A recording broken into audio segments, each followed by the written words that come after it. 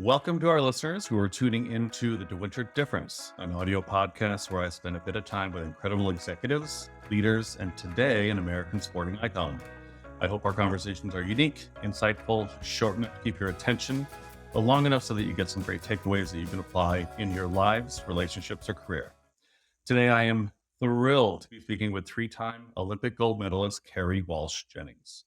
Her professional volleyball career is most notably connected with Misty May Trainer, as the duo dominated beach volleyball for almost a decade between 2004 and 2012, not only tallying 3 consecutive gold medals, but also Player of the Year honors and a 112 match winning streak in 2008. And for good measure, Kerri is also a graduate of Stanford with an American Studies major, is currently an inspirational keynote speaker, and the proud mother of 3 children. As for me, I finished runner-up basketball Player of the Year in 1989 at Baldwin High School on Maui. Oh. A huge difference. I have rarely been so excited and humbled at the chance to speak with someone, so thanks for taking the time to talk, Kerri. Oh, thank you for having me. Thank you for that fun intro. That literally was my highlight. That's really cute. I mean, runner up, that you're in contention. That's all you can ask. Be in the running. Truth be told, I got the only vote that wasn't for the Player of the Year. It's Well, because there that you coach. go. It's because that coach couldn't vote for his own player. Don't tell us those details. We'll edit that one up. Hey, Kerri, you are widely known as the best beach volleyball player of all time, but there was a lot of life before beach volleyball. Can you take us through a bit of the decision-making process that led you ultimately to compete in beach volleyball? Yes, absolutely. It came out of nowhere, and yet all of a sudden, in retrospect, it all makes sense. I grew up in the Bay Area playing every single sport. In the 5th grade, I continued to play every single sport, but I fell in love with indoor volleyball. It was my first true love outside of my father and my brother, who are still my heroes. And I just fell in love with the game. And so I played at Archbishop Mitty in San Jose, great, great high school. They, gave me such a solid foundation as a human, like building my character, supporting me in many ways, and then with my skill set. And then I got a scholarship to Stanford, played 4 years there, was surrounded by greatness, very inspired. Never, ever had one inkling in all this time that I would play beach volleyball. I played my first Olympics when I was 22 indoor. We finished 4th, which will really piss you off and make you want more, or will make you so sad you give up. At the games, I experienced heartbreak and kind of a betrayal that made me rethink my path. So I kind of had all these disillusions about my federation, about the indoor scene, how political it was, how you're supposedly supported, but you're really not. And so that made me rethink things. And then also at the games, my parents met Misty May's parents, who at the time was in her first Olympics but playing beach volleyball. Misty, growing up, was my childhood idol. She's a year ahead of me. Got her autograph when I was 14. Mhm. Every time I got a chance to watch her play, I would watch her and learn and just be so in awe of her. And our parents got us talking in Sydney and said, "Hey, we should get the girls together. They're roughly the same age. Kerri's a stud, Misty's a stud. Let's see if there's magic." And so after the games, I went back to Stanford. I was finishing my degree there, and I would travel down to Huntington Beach, and I would train with Misty. And when the best in the world comes calling and opens the door for you, you kind of suck it up and do something you've never done before, and you go for it. And I went for it with all my heart. It was very humbling. I literally cried every single day because I felt, I came from a pretty confident place indoor. I thought it'd be pretty similar, but the nuances and the slight differences in the beach game crushed me. Mostly they crushed my ego. And so that was it. And was that your first professional beach volleyball? Yeah. Yeah, that was it. The first time. Yeah. Yeah, absolutely. I probably had like 5 practices up at West Valley College in the Bay Area before I got to practice with the best in the world. But it's just, and it was so scary. Like I remember having a panic attack day of, like training with Misty, and the day was so casual. Like her parents set up just a casual training session. They just wanted to see me play, and so they set up me and Misty and I versus 2 guys. One of the guys happened to be my future husband. So that was the first time I ever met Well Keith. done. Well, exactly. God has, lots of plans in store. And so that day changed my life in so many ways. But yeah, it was the first. My whole life I avoided playing beach volleyball. I grew up near Santa Cruz on the beach all the time. People asked me to play all the time, and I said no. Mostly because I didn't want to look like a fool. That's so funny. Silly He's me. like, "Hey, LeBron, come play pickleball." Like, what? He'd say, "Hell yeah, you're going down." There's something interesting about the sand. It's just really intimidating, and I, definitely admit that even now. It takes you a month to get your sand legs, and it makes you feel like an idiot. So if you can, if you can check yourself to feel like an idiot for a good amount of time, then you will get there. And I cried a lot, but I got there, and I was grateful. Well, I'll ask a dumb question. Were you outside at Stanford? I was right side. Right. Okay. Yeah. So, like, you were used to jumping very high, and the sand is not a friend for that at all. So that's even No. of itself. It's like, oh my gosh, really? I can't even get up like I used to. Like Oh the my sand. god. Yeah, crazy. Well, you have the sand, which yeah, takes away your vertical, which mine was never that great, and mostly it's the timing, and even with the setting and the wind, like the wind, if it takes the ball an inch, away to where you thought it was, like you're gonna whiff it. So Yes. those little things crushed me. And I was urgent, like I was playing with the best in the world. I wanted to be great. And every time we lost for the first year and a half was literally because of me. And so it was really hard. And because Misty is so steady, she just, she's a Jedi, and she stuck with me, which is a testament to her and her fortitude and her ability to imagine better. And what I've learned in life is that your ability to imagine, better of yourself, better of a situation, it'll allow you to get there, but you just have to stick with it. Awesome. All right, we're gonna play a little game called How to Spend My Allowance. Okay, so Oh, I'm giving you $100 that you okay. get to spend on the attributes that you think made you most successful. And Okay. so if you felt like, well, like I'm going to put $90 on athleticism and $10 on, you know, fortitude, then you've got nothing left to spend on anything else. So are Yeah. there a couple of different characteristics that you would weight very highly with your $100 spend? Love. Like love of the game is a premium. Premium, premium, because I want to quantify it, because if I love something, I will suffer for it. I will stick with it. I will be willing to be a fool for it, and to be a beginner over and over and over. So love to me is everything. But not 100. Obviously, can't spend my whole $100 there. But I mean, I'm tempted to say that's $80 of it, but I don't know. And I'm talking like at the highest level, right? Like, because at the Mhm. highest level, everyone's really physical and good, and they can do their craft, right? So for me, it's like the intangibles. And I think what makes me special, it's not because I'm tall, it's not because I'm jump high or hit hardest. Like it's because I love it and I'm willing to show up every single day. So love, consistency. And it's not just consistently showing up, like it matters how you show up. So help me phrase it. Like showing up with all my heart. I love it. Showing up That's to perfect. win a gold medal every day, you know? That is perfect. That is Okay. perfect. Well, you've obviously been very successful over the course of your beach volleyball career and your volleyball career in general. Successful women in any line of work face very unique challenges. In sports, there's added dimensions of a compressed time period where you're at your physical and earnings peak, and that can conflict with starting a family, Sure. and living like life outside of sports. If it's not too much to ask, how did you navigate that? Well, my whole life, I just couldn't wait to be a mom. My mom has carried 8 children, 3 for her sister. Like, I just wanted to Wow. be a mom. And my mom was an athlete. She's very present, still is. She just kicks ass. And so I had this amazing role model. And so for me, I married my husband in 2005. We right away, like we won. I had just won my first gold medal. And I was like, okay, I'm married. Let's start a family. I can have a baby and get back really, to the sand really quickly, because you have to time it, like you just said, no time to waste. We got pregnant right away. I had a miscarriage. And the way it happened, it was like either Kerri, you have to wait to get pregnant, otherwise you can risk this turning into cancer, or go play in the Olympics, try per baby right after 2008. And we decided to wait. And it was so devastating. My job started to feel trivial. I just felt so selfish and self centered. Like I was ready for more. Right. But I was committed. So we won in 2008, got pregnant right away again. My baby was 3 months old when we got pregnant with number two. Um, and that was the plan and the hope, and we were blessed with great timing.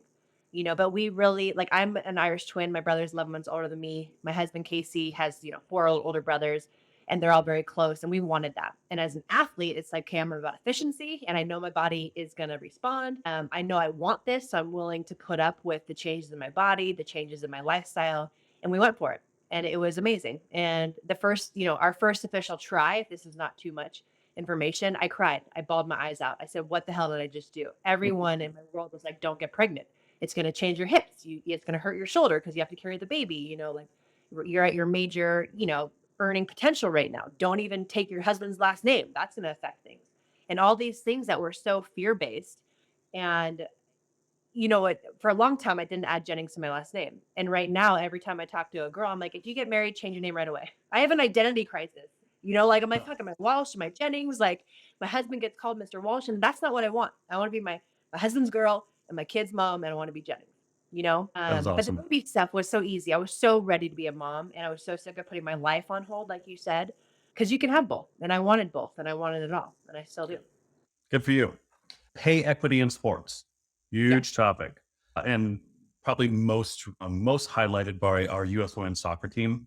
It's a topic that crosses over from field of the court to corporate America. But one of the unique sports that seemed to get it right early on, at least as much as I've done research on, is volleyball, where Yeah. since 2004, prize money going to winning men's and women's volleyball is equal.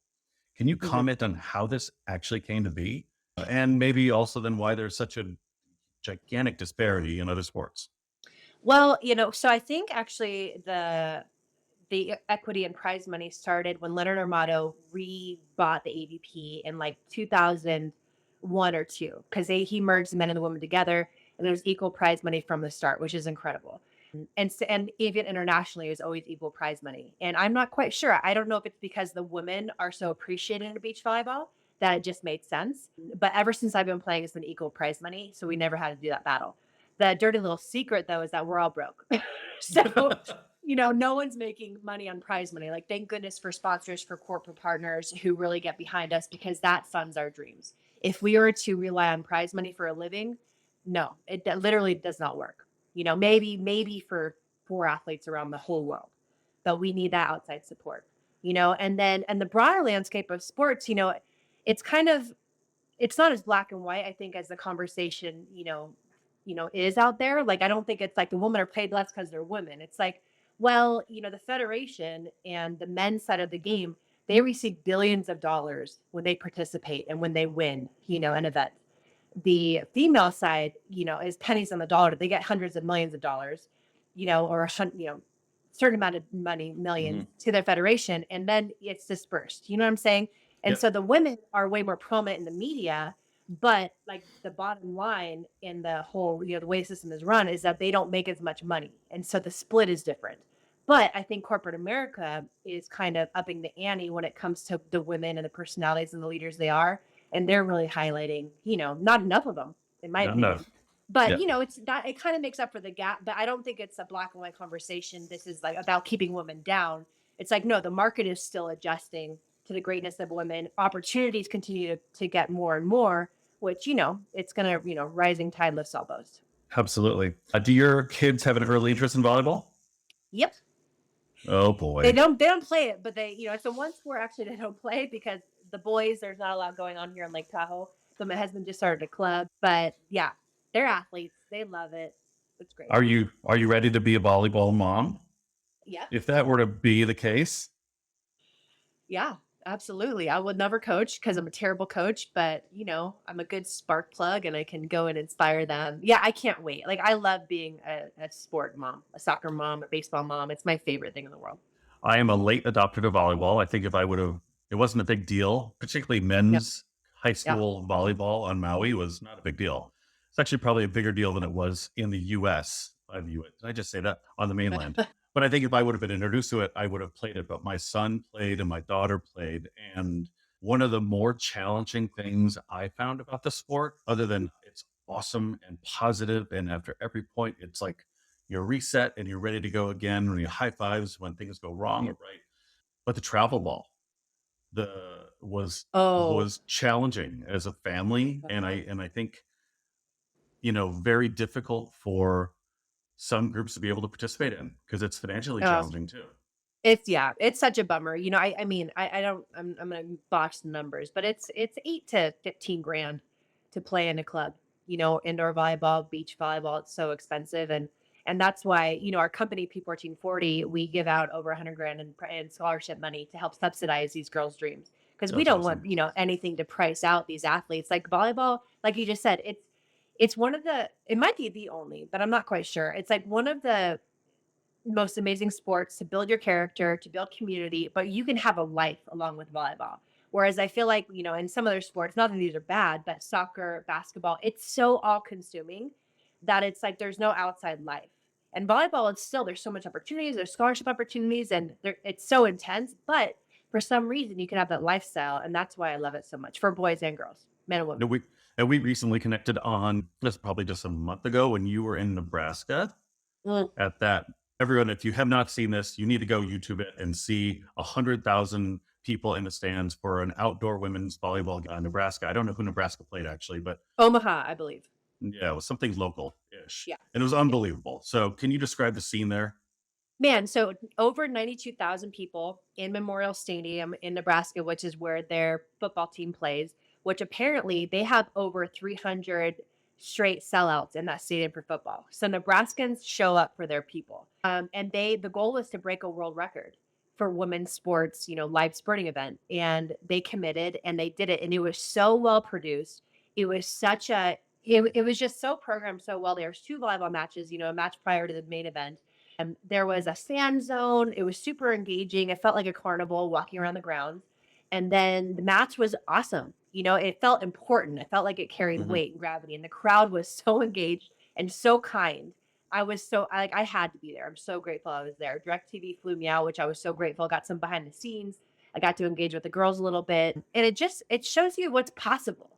Like I don't want that to be a fluke. And since then, there's been some major, not world record breaking, but like in Florida, they had their highest attended crowd, breaking record breaking crowd in Florida.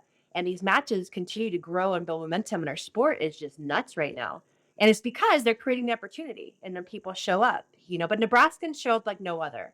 And I'm gonna do a post soon just to recognize that because like we all talk about we want the sport to grow. Why isn't it growing? It's like you have to show up and not just once, but all the time. It's like becoming great. It's not about being great Monday, Wednesday, Friday. It's about being great and giving everything every single time you have a chance to. And Nebraskans do that with all their heart.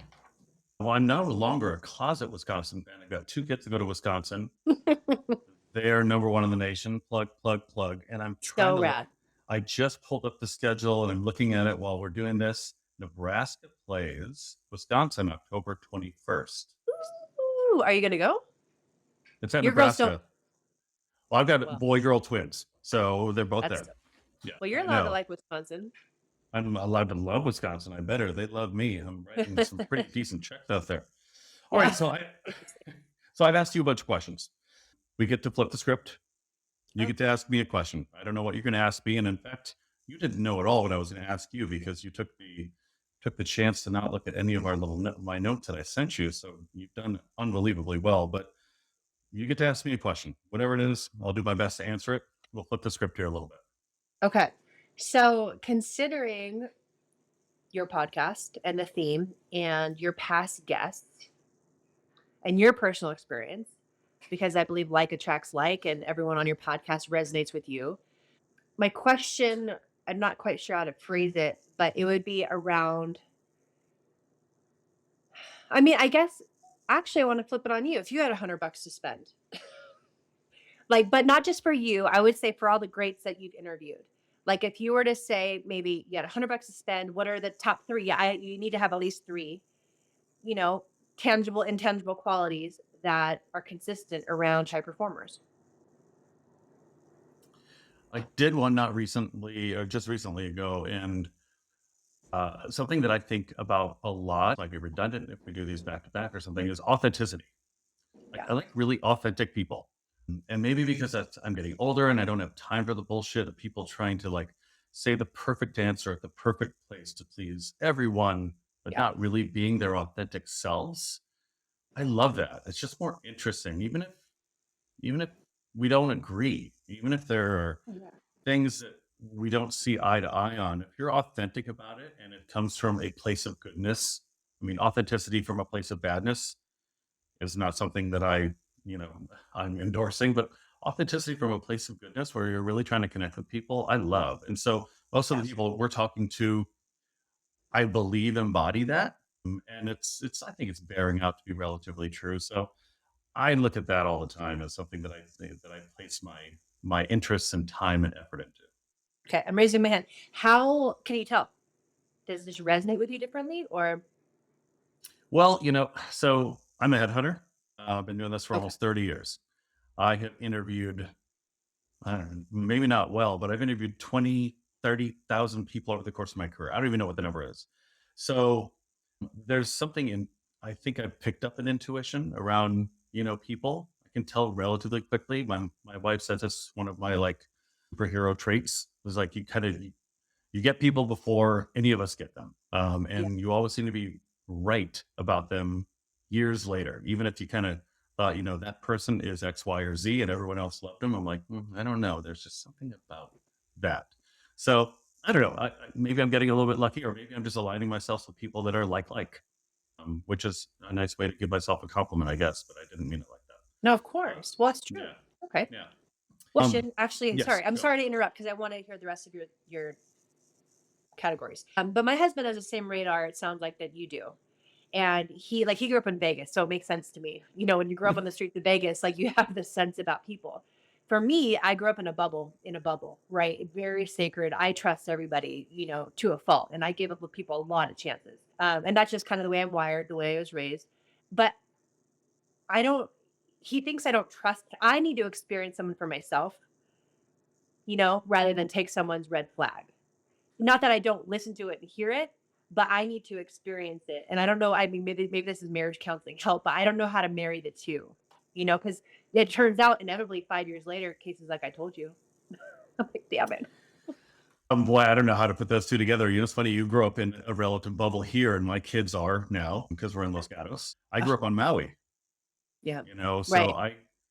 I grew up as a 6 foot tall, blonde, blue eyed guy on Maui, which gives you a very different perspective on people. And I found myself my safety valve was I want to try to trust those around me as much as I possibly can, so they give it back to me.